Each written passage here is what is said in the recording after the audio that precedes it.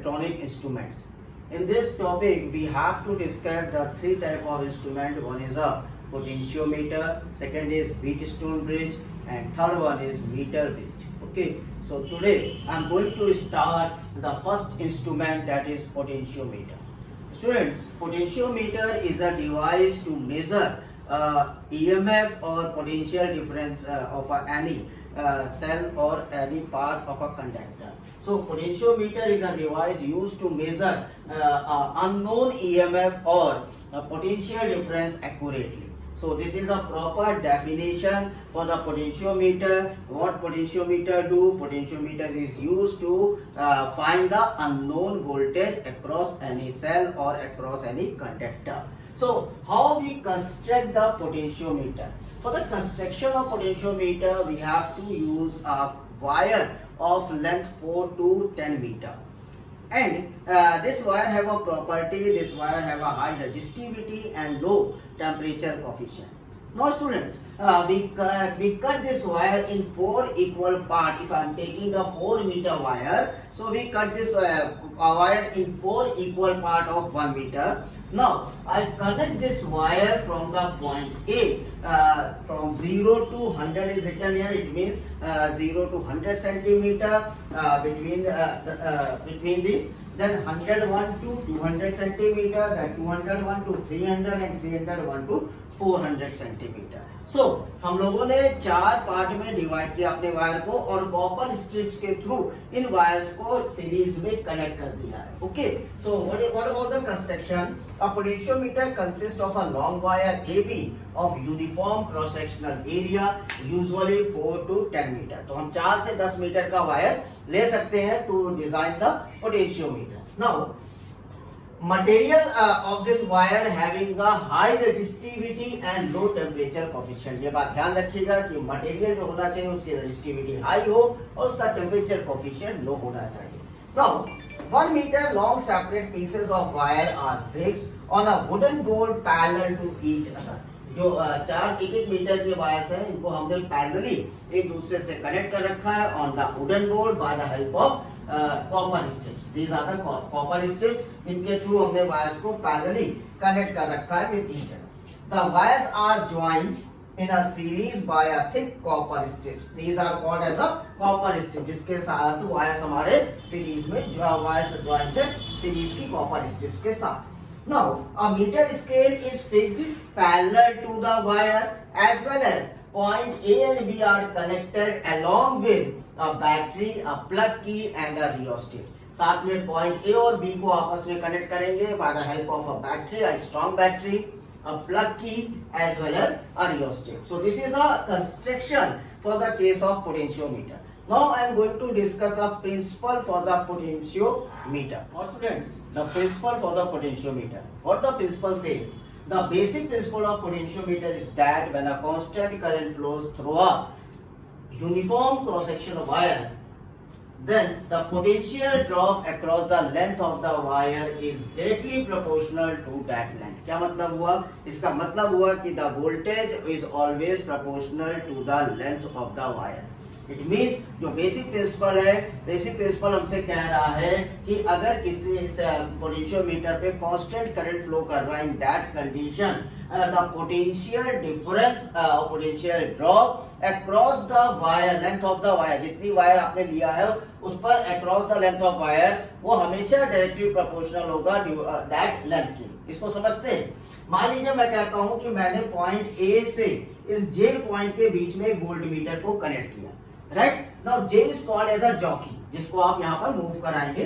और ए से लेकर जे तक की लेंथ को अगर मैं एल मान लेता हूं तो ये वोल्ट मीटर जो वोल्टेज मुझे बताएगा इस लेंथ पर, that voltage is always proportional to the length by the principle of potentiometer. So student, when we connect a voltmeter between the end A and jockey J, it reads the potential difference V across the length L of the between the AJ of the wire AJ. right? तो अगर हम फॉर्मूले wise देखें तो हम कह सकते हैं कि V is equal to IR, और अगर R की वैल्यू यहाँ पुट करें तो R is equal to rho L upon A.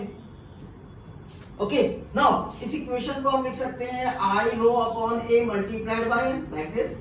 Okay, I is constant, resistivity is constant, area is constant। इसका मतलब here हम कह सकते हैं रो आई अपॉन ए, इसको अगर हम कांस्टेंट कह दें और इस कांस्टेंट को माने तो हम कह सकते हैं now V is proportional to N। इस कंडीशन पर जो वोल्टेज ड्रॉप है वो किसके प्रोपोर्शनल हो गया, the length of the wire के प्रोपोर्शनल हो गया।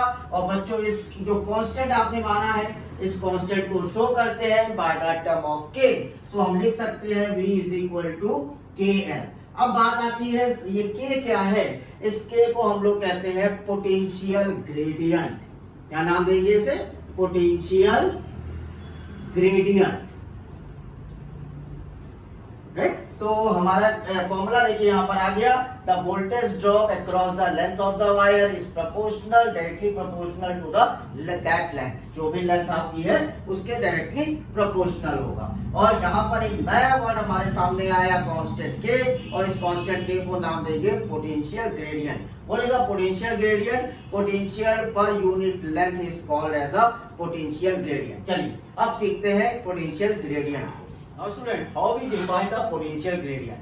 As I told you, potential gradient is defined as potential drop per unit length of the potentiometer wire is called as a potential gradient. So potential gradient is defined as the potential drop per unit length of the potentiometer wire known as potential gradient. So students, potential gradient जो term है वो potentiometer wire के लिए applicable है।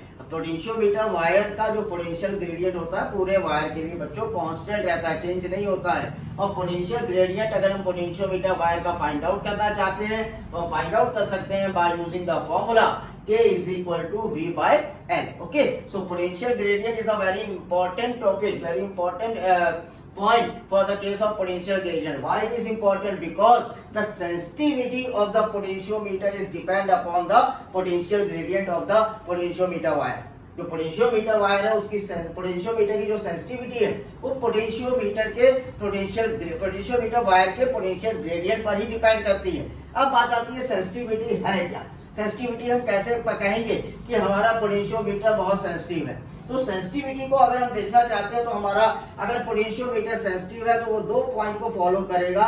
पहला point, for the small change in length, छोटा potential drop अगर वो नाप लेता है हमारा पोटेंशियोमीटर तो हम कहेंगे my potentiometer is sensitive. So it is capable to measure a very small potential difference. अगर आपका पोटेंशियोमीटर स्मॉल पोटेंशियल डिफरेंस को भी मेजर कर लेता है तो इसका मतलब आपका पोटेंशियोमीटर बच्चों सेंसिटिव है। और अगर आपने मान लीजिए बच्चों थोड़ा सा भी पोटेंशियल ड्रॉप में या पोटेंशियल डिफरेंस में चेंज किया और आपके पोटेंशियोमीटर ने उस पोटेंशियल डिफरेंस के चेंज पर आपको लेंथ बता दिया कि कितनी लेंथ के पे ये पोटेंशियल डिफरेंस चेंज हुआ है तो आप कहेंगे your potentiometer is sensitive. So second point से it shows the significant change in balancing length for the small change in potential difference being measured. तो अगर छोटा सा भी आप पोटेंशियल डिफरेंस बच्चों चेंज करोगे और आपको पता चल जाए कि कितनी लेंथ में वो पोटेंशियल डिफरेंस चेंज हुआ है तो हम कहेंगे कि हमारा पोटेंशियोमीटर सेंसिटिव है। तो बच्चों सेंसिटिविटी पोटेंशियोमीटर की अगर हमें देखनी है तो हम इन दो पॉइंट को फॉलो कर सकते हैं।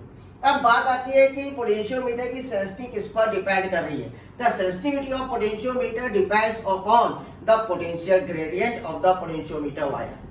पोटेंशियोमीटर वायर के पोटेंशियल ग्रेडियंट पर सेंसिटिविटी पोटेंशियोमीटर की डिपेंड करता है। कैसे डिपेंड करता है? Reduce the smaller the value of potential gradient greater will be the sensitivity of potentiometer. जितना ही कम हमारा पोटेंशियल ग्रेडियंट होगा उतनी ही ज्यादा हमारे पोटेंशियोमीटर की सेंसिटिविटी होगी। ओके, तो अगर हम अपने पोटेंशियल ग्रेडियंट को बच्चों कम कर ले जाते हैं तो हम अपने पोटेंशियोमीटर की सेंसिटिविटी को बढ़ा सकते हैं। तो अब बात आती है पोटेंशियोमीटर की पोटेंशियल ग्रेडियंट को कम कैसे करें। अगर हम अपने लेंथ वायर के यानी अपने पोटेंशियोमीटर में जो वायर लगा है उसकी लेंथ को इंक्रीज कर दें, बढ़ा दें, तो अगर हमारा लेंथ इंक्रीज होगा तो ऑटोमेटिक पोटेंशियल ग्रेडियंट कम हो जाएगा। और अगर पोटेंशियल ग्रेडियंट कम हो जाएगा बच्चों तो हम अपने पोटेंशियोमीटर को और सेंसिटिव बना लेंगे। एक पॉइंट तो ये हुआ। दूसरा पॉइंट ये है कि अगर मान लीजिए लेंथ फिक्स है, आप जो पोटेंशियोमीटर खरीद के लाए उसमें लेंथ फिक्स है, तो अगर लेंथ फिक्स है तो for a particular potential difference, for a particular voltage, for a particular potential difference आप करंट को रिड्यूस कर दीजिए बाय यूजिंग द रियोस्टेट। यानी कि प्रॉपर वेरिएबल रेजिस्टेंस को यूज करके बच्चों अगर आप करंट को रिड्यूस कर ले जाते हो for a fix length of the wire, in that condition potential gradient also reduce. तो दो फैक्टर्स हैं जिसके थ्रू हम पोटेंशियल ग्रेडियंट को रिड्यूस करके अपने पोटेंशियोमीटर की सेंसिटिविटी को बढ़ा सकते हैं। पहला factor, for a particular potential difference increase the length of the wire, wire की लेंथ को आप बढ़ा लीजिए, पोटेंशियल ग्रेडियंट कम हो जाएगा। दूसरा factor, if the length of the wire is fixed, now reduce the value of current by the help of rheostat. Rheostat की मदद से आप करंट को रिड्यूस कर दीजिए पोटेंशियोमीटर पे, in that condition we also reduce the value of potential gradient के। सो यहाँ पे आज हमने सीखा कि सेंसिटिविटी किस तरह से पोटेंशियोमीटर की इंक्रीज करी जा सकती है by reducing the value of potential gradient. Now student, application for the potentiometer, कहाँ पर पोटेंशियोमीटर को यूज कर सकते हैं। तो पहला एप्लीकेशन है to compare the EMF of two primary cell. अगर दो प्राइमरी सेल्स के ईएमएफ को आपको कंपेयर करना है, you can use the potentiometer. So here student, in this diagram मैंने आपको दिखाया है कि मैंने पॉइंट ए से दो सेल्स को कनेक्ट किया है और पहला सेल E1 जो डिस्टेंस जो लेंथ कवर कर रहा है from the point A, that is L1, और दूसरा सेल E2 जो लेंथ कवर कर रहा है वो अगर L2 है, तो हम by the concept of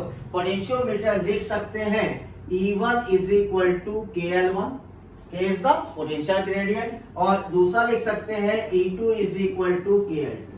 okay students, now अगर हम इन दोनों इक्वेशंस को डिवाइड करें, so we can write E1 upon E2 is equal to KL1 upon KL2। Potential gradient is cancel out, now we can write as E1 upon E2 is equal to L1 upon L2। So student, यहाँ पर हमें एक formula मिला, ratio formula, the ratio of two cell EMF of two cell is equal to their length, okay, L1 upon L2। so अगर हमने दो standard cell मैंने लिया है और एक स्टैंडर्ड सेल का EMF पता है और दूसरे स्टैंडर्ड सेल का EMF मुझे पता करना होगा, तो मैं इस फॉर्मूले को यूज करके यहाँ पर वैल्यूज को पुट करके अपने सेकेंड सेल के EMF को इजिली फाइंड आउट कर दूंगा। So this is the first application to compare the EMF of two primary cells. चलिए सेकेंड एप्लीकेशन क्या है उसको देखते हैं। Student, second application is how potentiometer is used to measure the internal resistance for the primary cell.